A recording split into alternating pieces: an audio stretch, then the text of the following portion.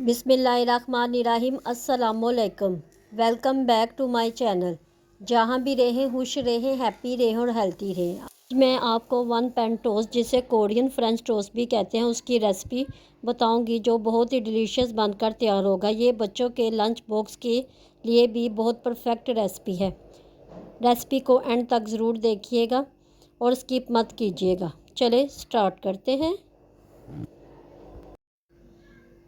सबसे पहले एक बोल ले और इसमें एक एग तोड़ ले। मैं सिर्फ एक एग से ये रेसिपी बना रही हूँ। बोल में एग तोड़ ले और इसको अच्छी तरह से बीट कर ले। इतना बीट करे कि ये फ्लफ़ी हो जाए। जब फ्लफ़ी हो जाए तो इसमें थोड़ा सा नमक ऐड कर दे, सिर्फ पिंच ऑफ सॉल्ट। इसको डालने के बाद इसको अच्छी तरह से मिक्स कर ले। इसको एक साइड पे रख दे और अब हम इसमें एक ब्रेड के टोस्ट का इस्तेमाल करेंगे, जिसको दरमियान में से कट कर ले और इसको भी एक साइड पे रख दे।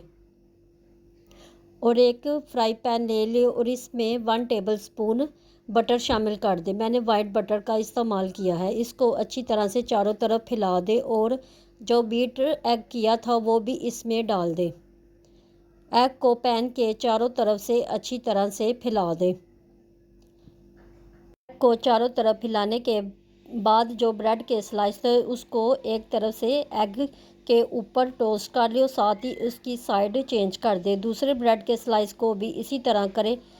2-3 सेकंड के लिए इसको टोस्ट करे और साथ ही इसको टर्न कर दे। अब एग कुक हो जाएगा तो ये पैन के किनारे आहिस्ता आहिस्ता साइडों से छोड़ देगा। एग अच्छी तरह से कुक हो जाए तो इसको फ्लिप कर दे और इसको हल्के हाथों से ज़रा थोड़ा थोड़ा दबा लें ताकि ब्रेड अच्छी तरह से टोस्ट हो जाए।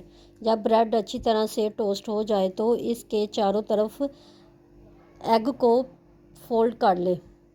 चारों तरफ से एग को फोल्ड करने के बाद इसमें 1 टेबलस्पून बटर का और शामिल कर दे ताकि टोस्ट अच्छी तरह से रेडी हो जाए।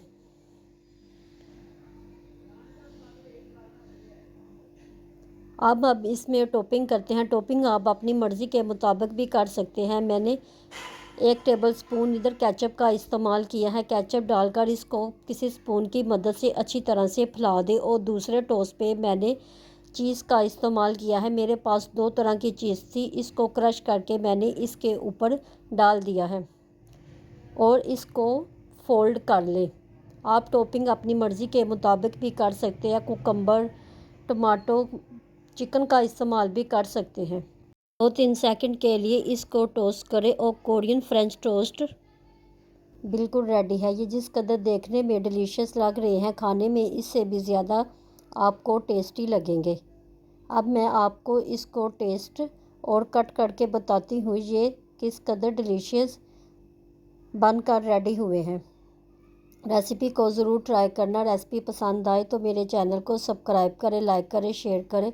बेल आइकन के बटन को ज़रूर प्रेस करें। दुआओं में याद रखिएगा। मिलते हैं नई रेसिपी के साथ। अल्लाह हाफिज़।